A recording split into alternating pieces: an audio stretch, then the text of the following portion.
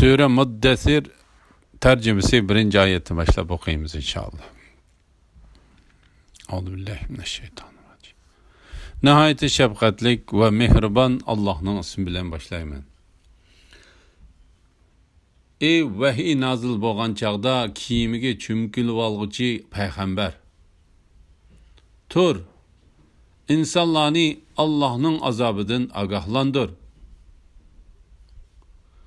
Rabbingni ulug'la, kiyimingni pok tut. Azobdan, ya'ni azobga qoldiradigan ishlardan yiroq bo'l. Ko'p ilish niyatida bama, ya'ni bir kishiga biror sovg'a bersang, uningdan bergan narsangdan ko'proq narsa ilishni tama qilma. Rabbingning roziligi uchun qavmingdan yetgan aziyatga sabr qil. Sur chilingan vaqt u kun qiyin kundir. Kafirlarga oson emasdir. Ey Muhammad sallallahu aleyhi ve sellem, men tenha yaratgan kishini, ya'ni Valid ibn Mughirani manga qo'yib. Uningga nurg'un mol berdim. Uningga ko'z oldida turadigan o'g'illarni berdim. Uning obro'yini o'stirdim. Ondan u yana ko'p berishimni tama qildi. Tama qildi. Yo'q, ya'ni uning xolig'ini bo'lmaydi. Chunki u bizning oyatlarimizga qarshi chiqdi.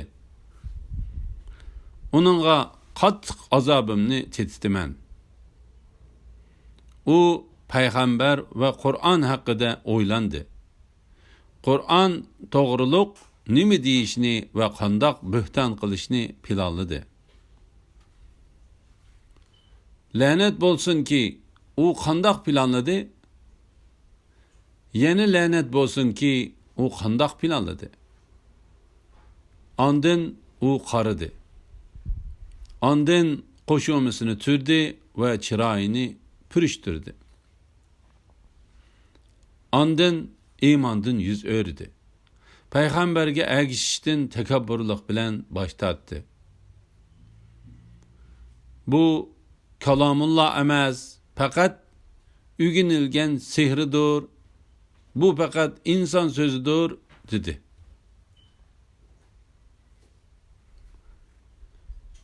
Uni men saqarga, ya'ni davzaqqa solaman.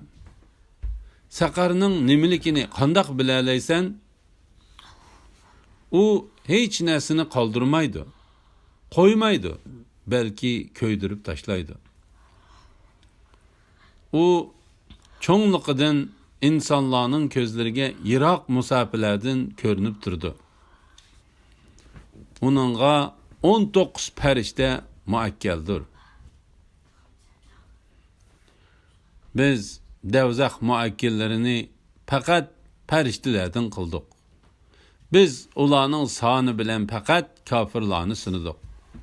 Toki ahli kitob o'zlarining samoviy kitoblaridagi bu sonni ko'rib, Qur'onning haq ekanligiga iymon etmay, mu'minlarning payg'ambar alayhissalomning bergan xabariga ishonganliklaridan va ahli kitobning Qur'on xabarlarining Tavrat, Injildagi xabarlarga uyg'un ekanligini e'tirof qilganligidan iymoni kuchaygay. Ahli kitob va mu'minlar buningdan shaklanmaydi. Dillarida kesal bala, ya'ni munofiqlar, kafirlar bu misoldan Alloh nimani iroda qiladi deydi. Alloh mushunda xohlagan odamni gumroh qiladi.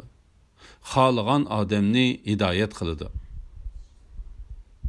Rabbingning qo'shunini, ya'ni farishtalarning sonining ko'pligini, ularning kuch-quvvatini va ularning yaratilishdagi cho'ngliqini faqat u o'zi biladi. Bu, ya'ni Alloh bayon qilgan davzaq faqat insonlar uchun va'z nasihatdir. Yo'q. Ya'ni u masxara qilg'uchilar qabih qilmishidan yansun.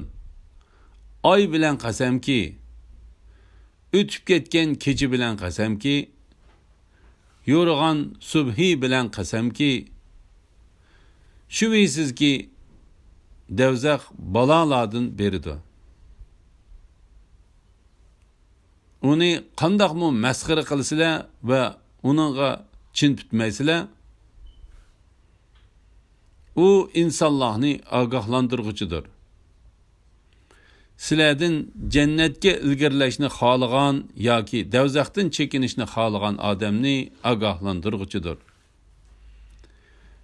Her inson qilmishlari tufaylidan devzaqda mahbusdir. Faqat ashabi yamin, ya'ni saodatmand mu'minlar buningdan mustasno. Ular jannatlarda bo'lib, gunohkorlardan sizlarni devzaqqa kirgizgan nima deb so'raydi. Ular javoban aytadi: biz namoz o'qimadik, miskinlarga taom bermadik. Biz behuda so'z qilg'uvchilar bilan billa behuda so'z qilatdik. Qiyomat kunini inkor qilatdik. Toki biz o'lgicha shunda qildik. Shafaat qilg'uvchilarning shafaati ularga foyda bermaydi. Ya'ni ularni Allohning azobidan qutqizadigan shafaatchi bo'lmaydi. Ularga butun ahli zamin shafaat qilgan taqdirdami, ularning shafaati qabul qilinmaydi. Ular nimishqa vaz, ya'ni Qur'ondan yuz o'riydi. Go'yo ular yo'lvasdan qochgan yovvoyi eshaklardir. Ya'ni bu mushriklar Muhammad alayhissalomni ko'rganda, uningdan xuddi yo'lvasni ko'rib qochgan yovvoyi eshaklardek qochadi.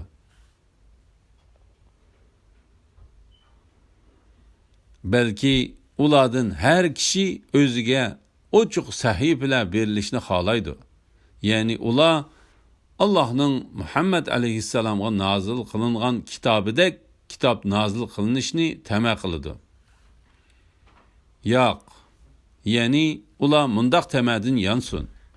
Balki ular oxiratdan qo'rqmaydi. Yo'q. Muqarrarki u, ya'ni Qur'on va'z nasihatdir. Ular o'zlarining baxtiyor bo'lishini ko'zlaydigan bo'lsa, Qur'on ularning va'z nasihat elishiga yetarlikdir. Xohlagan odam uningdan va'z nasihat oladi. Ular faqat xohlasa ondan va'z nasihat oladi. Alloh bandalari qo'rqishga tegishli zotdir. Bandillarini mag'firat qilishga loyiq zotdir.